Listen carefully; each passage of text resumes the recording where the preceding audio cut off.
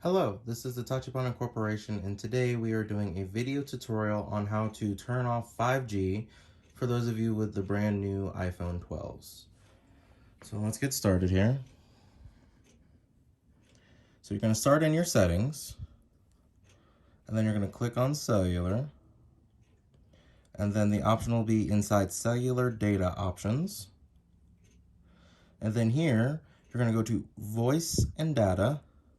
And then you should have 5G auto by default, and then it tells you right here what they do. So if you don't live anywhere near a 5G tower, you're going to want to switch this to LTE because it will waste battery life.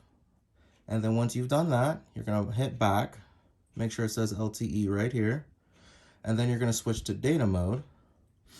And then this should be allow more data on 5G by default.